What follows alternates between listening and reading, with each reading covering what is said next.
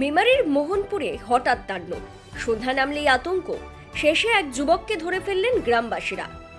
তোমাদের মা বাবাকে ডাকো, আমরা কিছু বলবো না। কোন উদ্দেশ্য নিয়ে তোমরা এটা কে করাচ্ছে তোমাদেরকে দিয়ে, আমরা এটা জানতে চাই। সন্ধ্যে নামলেই আতঙ্ক।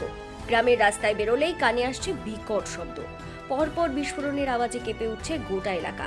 গত কয়েকদিন ধরে এমনই এক অজানা আতঙ্কে রাত কাটাচ্ছেন মেমারির মোহনপুর গ্রামের বাসিন্দারা। কিন্তু রবিবার সন্ধ্যায় যা ঘটলো তাতে পরিস্থিতি আরো চাঞ্চল্যকর হয়ে ওঠে।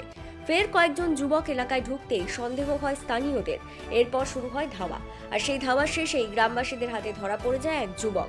তবে প্রশ্ন উঠছে, কি করছিল ওই যুবকেরা? কেন বারবার মোহনপুরে আসছিল তারা?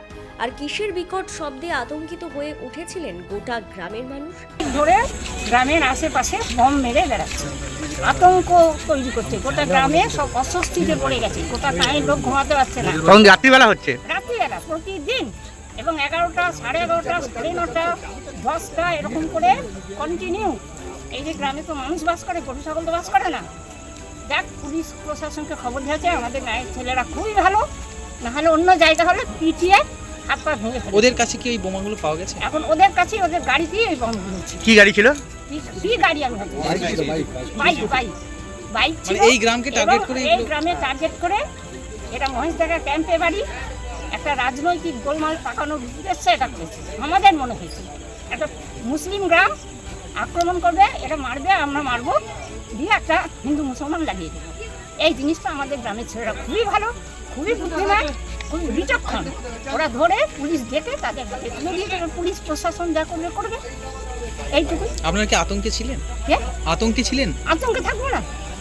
একটা যে গ্রামে রোজ যদি এরকম ভাবে বম ফাটে, সবাই এখন আপনার ওখানে হলো, আপনি আতঙ্কে থাকবেন। আমরা আতঙ্কেই ছিলাম।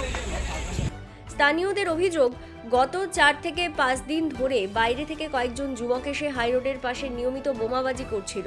তাদের দাবি, বিপুল পরিমাণ বোমা ফাটিয়ে এলাকায় আতঙ্কের পরিবেশ তৈরি করা হচ্ছিল। এমনকি সন্ধ্যার পর পরিস্থিতি এতটাই ভয়াবহ হয়ে উঠেছিল যে অনেকেই বাড়ির বাইরে বেরোতে ভয় পাচ্ছিলেন। রবিবার সন্ধ্যায় ফের 3 জন যুবক এলাকায় আসে। বিষয়টি নজরে আসতেই তাদের পিছু ধাওয়া করেন স্থানীয় বাসিন্দারা। 3 জনের মধ্যে একজনকে ধরে ফেলতে সক্ষম হন তারা। এরপর ওই যুবককে মেমারি থানার পুলিশের হাতে তুলে দেওয়া হয়, যদিও বাকি 2 জন ঘটনাস্থল থেকে পালিয়ে যায়।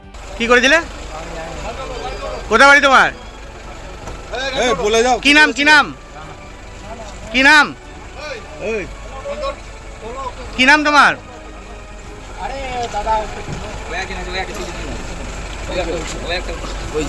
কি নাম তোমার?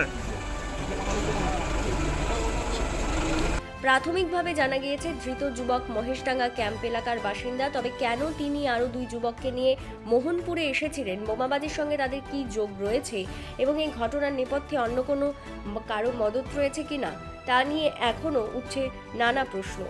ঘটনার খবর পেয়ে মেমারি থানার পুলিশ ঘটনাস্থলে পৌঁছে ধৃত যুবককে জিজ্ঞাসাবাদ শুরু করেছে। বোমাবাজির ঘটনায় আর কারা জড়িত, কোথা থেকে বোমা আনছিল এবং এর পেছনে আসল উদ্দেশ্য কি, সব দিক খতিয়ে দেখছে পুলিশ। এখন মোহনপুরবাসীর একটাই প্রশ্ন, গত কয়েকদিনের এই বোমা আতঙ্কের নেপথ্যে আসলে কারা? ধৃত যুবককে জিজ্ঞাসাবাদে কি বেরিয়ে আসবে সেই রহস্য?